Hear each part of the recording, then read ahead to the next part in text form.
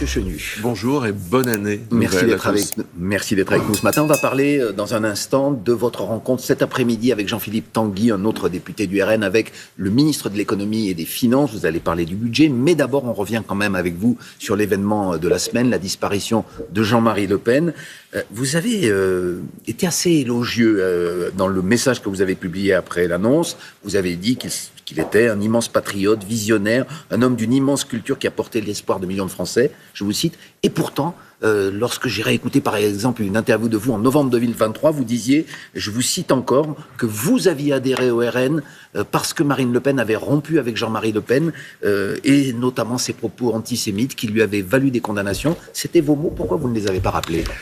Parce que je pense que c'est l'histoire aujourd'hui qui est faite. Moi, j'ai rejoint, c'était encore le Front National il y a 10 ans, et Jean-Marie Le Pen était, j'allais dire, sur la voie de la sortie pour des désaccords politiques manifestes qu'avait acté Marine Le Pen. Il y avait un désaccord, moi j'ai jamais voté pour Jean-Marie Le Pen, mais avec beaucoup d'objectivité, j'ai rappelé qu'il avait ouvert les yeux de beaucoup de Français, et de la classe politique en particulier, sur l'immigration. C'était ce côté visionnaire. C'est objectif. Je crois que sans lui, aujourd'hui, la classe politique n'aurait pas abordé de la même façon ces problématiques migratoires. Mais pourquoi ne pas avoir aussi rappelé les zones d'ombre ? Je vais citer juste 3 affaires parmi d'autres. Monsieur Le Pen a été condamné pour contestation de crimes contre l'humanité lorsqu'il avait parlé de l'occupation allemande pas particulièrement inhumaine, de provocation à la haine raciale pour avoir ciblé la communauté des Roms, et même pour injures ciblant les homosexuels pour avoir établi un lien entre la pédophilie et l'homosexualité. Je cite 3 affaires. Oui, bien entendu. Est-ce que ça fait de lui, je reprends votre expression, un immense patriote ? Oui, ça n'a rien à voir. Jean-Marie Le Pen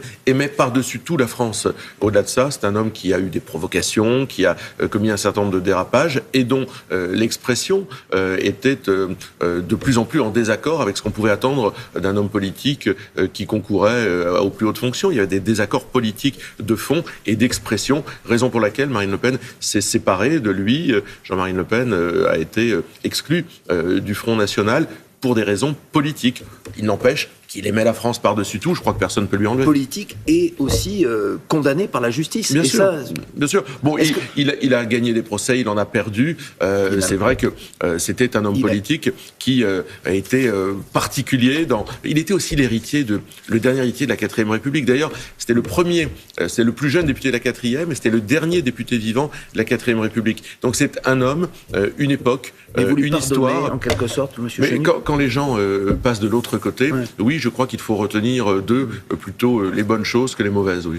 Donc aujourd'hui, vous ne voulez plus parler des mauvaises choses et le respect personnel que l'on doit notamment au deuil et à sa famille. Elles existent, mais il s'est battu honnêtement et sincèrement pour le pays, oui. Donc c'est plutôt un modèle aujourd'hui, vous diriez ? Mais c'est pas, vous savez, c'est la phrase d'Aragon, je ne suis ni un modèle ni une excuse. Jean-Marie Le Pen n'est ni un modèle ni une excuse. Vous serez donc, je le disais, reçu tout à l'heure par Éric Lombard, le ministre de l'économie et des finances. Quelles vont être vos exigences cette fois-ci ? On se souvient de vos lignes rouges avec le précédent gouvernement. Vous en avez des nouvelles ?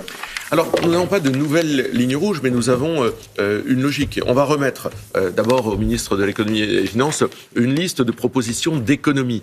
Nous, ce qu'on va lui demander, c'est attaquez-vous aux économies tabous, aux sujets tabous, l'immigration, l'aide au développement, la contribution à l'Union européenne. Là, il y a de l'argent à aller chercher ailleurs que dans la poche des Français. Vous avez des propositions précises ? Nous avons des propositions précises. Je vous ai parlé de l'aide au développement. Par exemple, c'est 2,5 milliards.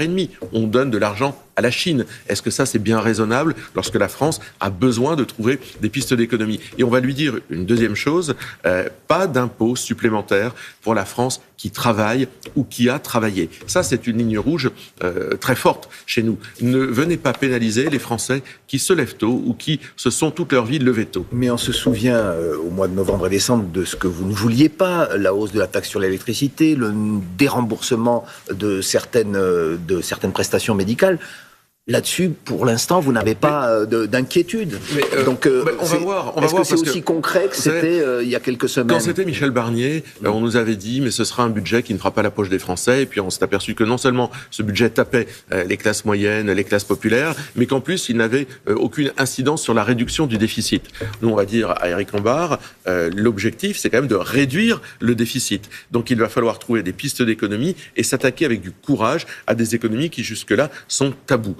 Aujourd'hui, je n'ai pas de signe. Je ne sais pas ce que le gouvernement veut faire. Pas de signe sur, par exemple, l'outre-mer, qui est important aussi dans le budget. Elle en a vu un de signe. Elle a dit, lundi, justement, qu'elle entendait un mauvais signal lorsqu'elle croit comprendre que M. Lombard, le nouveau ministre de l'économie et des finances, va plutôt s'adresser à la gauche pour trouver des compromis qu'à vous. Vous avez eu cette sensation aussi ? Ça, c'est des jeux tactiques et politiques. Nous, on a été élus sur des idées. On a été élus sur un programme. Dans ce programme, c'est la défense du pouvoir d'achat des Français, en premier lieu. Donc, on va continuer à se battre pour les idées pour lesquelles nous avons été élus. On imagine bien qu'ils vont pas reprendre, que le ministre des Finances ne va pas reprendre le programme du Rassemblement national. Mais nous, on est là pour empêcher les sorties de route, empêcher que la France qui travaille soit pénalisée et s'attaquer réellement à la rente, au gaspillage, au train de vie de l'État. Il y a des milliards d'euros à aller chercher. Mais vous voyez aussi ce qui se passe. Le Parti socialiste est allé plusieurs fois à la table et de M. Bayrou et de M. Lombard pour dire peut-être on va pouvoir négocier, notamment sur la réforme des retraites,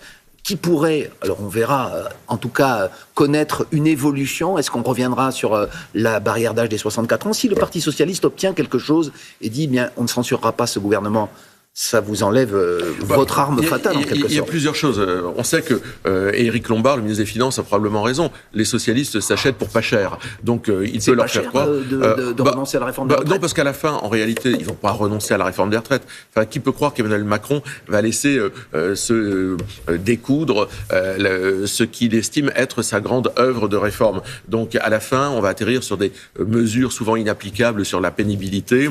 Et je crois que les socialistes, une fois encore, se seront fait avoir. Mais ils le savent déjà, parce qu'en fait, leur but, c'est pas de sortir le pays de l'ornière, c'est eux sortir de l'ornière de leur alliance avec la France insoumise. Donc ils sont prêts à devenir la béquille d'un gouvernement pour pouvoir se sortir d'un piège qui les intéresse eux, mais qui n'intéresse pas les Français. Mais est-ce que vous satisferiez d'un gel de cette réforme ou vous voulez une abrogation pure et simple ? Non, mais nous, on souhaite une abrogation de cette réforme.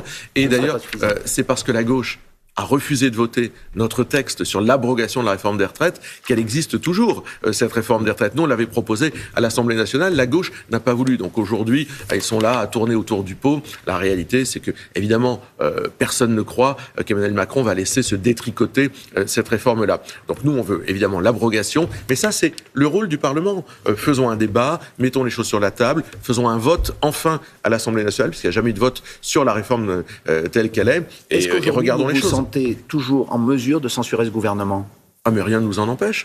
Moi, je vais découvrir, avec le collègue Tanguy, nous allons découvrir les pistes qu'Éric Lombard propose aux Français. Nous allons lui faire nos propositions, parce qu'on ne le prend pas en traître, comme Michel Barnier. Nous, on explique ce qu'on veut. On ne prend pas le ministre des Finances en traître. Une dernière question. Marine Le Pen est-elle, oui ou non, invitée à la cérémonie d'investiture de Donald Trump ? Beaucoup de personnes au RN disent que non, mais certaines sources diplomatiques disent que oui. En fait, à ma connaissance, il n'y a pas d'invitation officielle qui a été faite à la présidente de notre groupe. Vous lui conseillez d'y aller ? Non, je crois que c'est pas ni sa place ni son rôle que d'être à l'investiture de Donald Trump. Donald Trump est un président qui défend les intérêts des États-Unis. Contrairement à Éric Zemmour qui lui ira et... Il fait ce qu'il veut, Éric Zemmour. Mais attention, Donald Trump va défendre les intérêts des États-Unis, les intérêts de la France. Merci beaucoup Sébastien Chenu, député du Nord, vice-président du Rassemblement national. Suite de Télématin.